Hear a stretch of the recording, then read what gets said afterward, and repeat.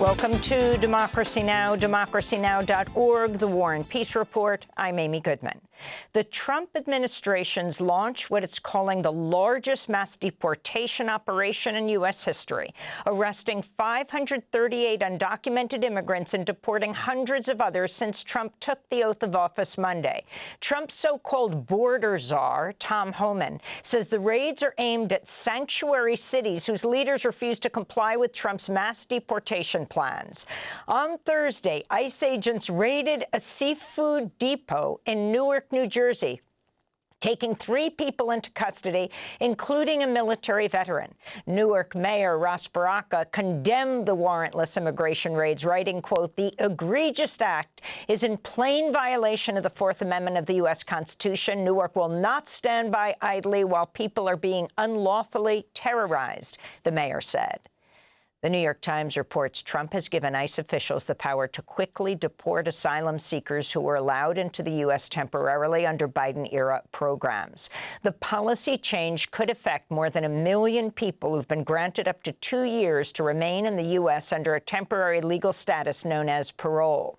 Meanwhile, a federal judge in Seattle has blocked President Trump's executive order ending the constitutional guarantee of citizenship for anyone born in the U.S. Nick Brown is Washington State Attorney General.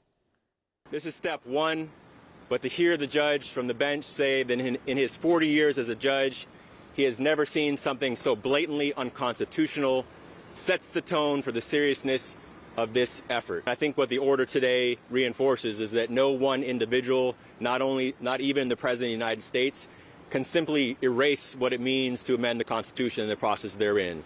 We'll have more on Trump's war on immigrants after headlines. Recently sworn-in Secretary of State Marco Rubio ordered the State Department to halt processing passports for people who indicate their sex as X on their applications, stating in an email that, quote, "The policy of the United States is that an individual's sex is not changeable," unquote. The directive means trans, intersex, and non-binary people who choose the X marker will be forced to carry passports that misgender them. This comes days after Trump issued a day-one executive order that asserted there are, quote, 2 sexes, male and female, unquote. The Biden administration allowed people to select a sex marker on their passports that reflects their gender identity starting in 2021 and issued the X marker option for passports in 2022. The Senate has confirmed John Ratcliffe as director of the Central Intelligence Agency. 21 members of the Democratic caucus joined Republicans in Thursday's 74-25 vote, making Ratcliffe the second nominee approved in Trump's new term. Rubio was the first. The Senate Energy and Natural Resources Committee has advanced the nominations of fracking executive Chris Wright for Energy Secretary and North Dakota Governor Doug Burgum to lead the Interior Department. Both Wright and Burgum have pledged to carry out Trump's campaign pledge to drill, baby, drill, to boost oil and gas production. Meanwhile, the Senate's Environment and Public Works Committee has advanced Lee Zeldin's nomination to lead the Environmental Protection Agency. Zeldin is a former Republican Congress member who earned a score of 14 out of 100 from the League of Conservation Voters for voting against critical environmental protections and clean energy job investments. Multiple news outlets are reporting Trump's nominee to lead the Pentagon, Pete Hegseth, told Senator Elizabeth Warren that he paid $50,000 to a woman who accused him of sexually assaulting her in 2017. Hegseth reportedly made the disclosure in written responses to questions from senators as part of the vetting process for his confirmation. The news comes after Hegseth's ex-wife provided the FBI with a new statement about Hegseth's alcohol abuse. CNN reports Samantha Hegseth told agents carrying out a background check, quote, "He drinks more often than he doesn't," unquote. Hegseth's divorce settlement with a second wife includes a non-disparagement clause barring her from making negative public comments about her ex-husband, Hegseth. In more Pentagon news, Trump officials are reportedly making plans to eliminate a military office created last year in 2023 that focuses on reducing civilian deaths in war zones. President Trump demanded lower oil prices and a worldwide drop in interest rates as he remotely addressed the World Economic Forum in Davos Thursday. Trump also slammed European trade policies and regulations as he vowed to impose tariffs on companies that produce goods outside the U.S. Come make your product in America, and we will give you among the lowest taxes of any nation on earth. We're bringing them down very substantially, even from the original Trump tax cuts. But if you don't make your product in America, which is your prerogative, then very simply you will have to pay a tariff.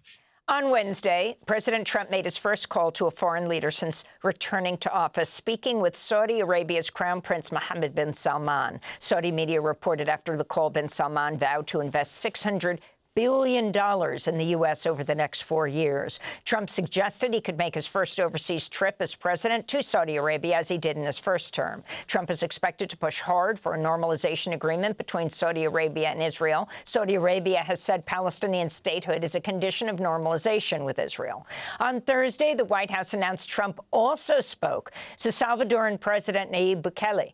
News of the call, along with Trump's announcement he's considering establishing a national digital asset stockpile, sent Bitcoin's price soaring past $106,000. Bukele is a major proponent of cryptocurrency, adopting Bitcoin as legal tender in 2021. In the occupied West Bank, Israeli forces shot and wounded a 65-year-old Palestinian man as they carried out a fourth day of raids on the Jenin refugee camp. According to the UN, Israeli forces have killed 34 Palestinians, including 6 children, across the West Bank since the start of the new year. In Gaza, leaders of Hamas say they'll provide the names of 4 more Israeli hostages scheduled for release. Under the terms of the ceasefire deal, Israel will free a group of Palestinian captives during a prisoner exchange on Saturday.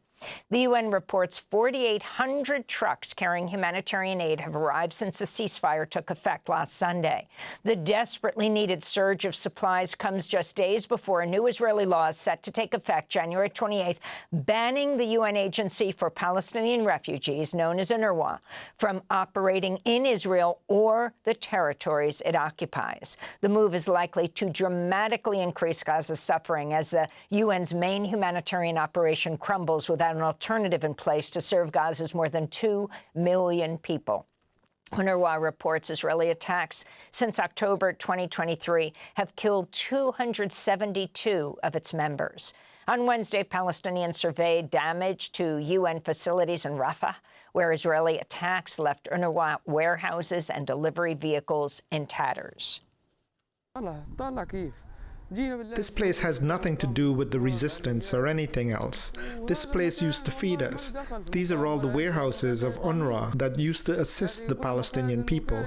We all used to get our flour from it, and so on. And as you can see, look at how the destruction is everywhere. Iraq's parliament has approved new legislation that would lower the minimum age of marriage below 18, a shift rights groups say will legalize child rape in Iraq. The new law gives religious authorities more power over matters of marriage, divorce, and inheritance, further limiting legal protections for Iraqi women and allowing for girls as young as 9 years old to be married off. Child marriage is already a common practice in Iraq. A 2023 UN survey found 28% of Iraqi girls were forced into marriage before they turned 18.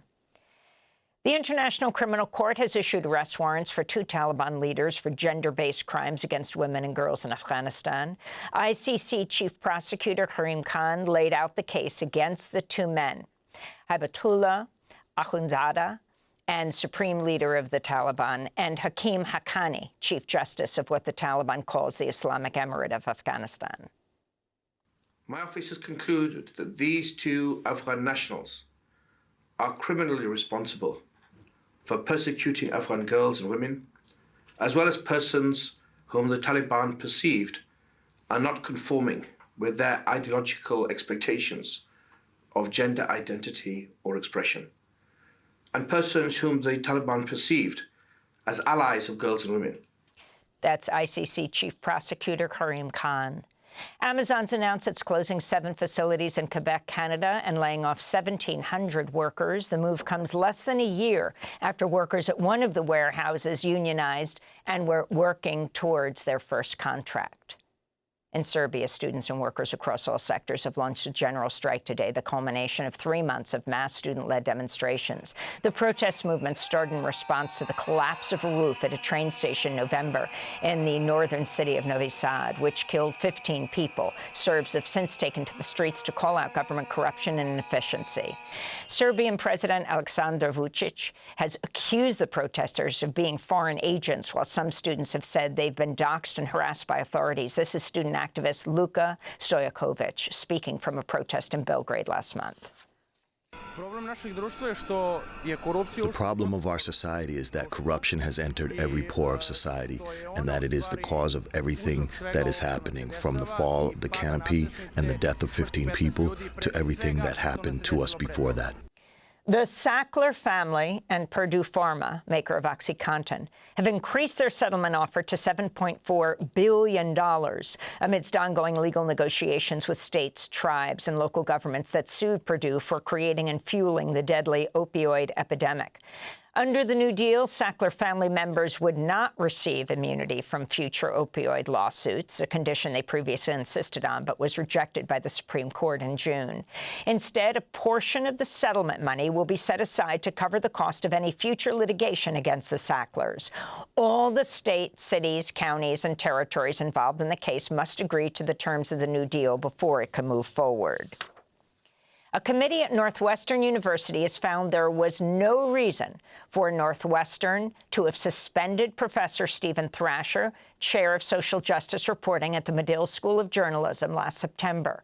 Dr. Thrasher, along with fellow professors, formed a defense line to protect students demonstrating for Palestinian rights last spring.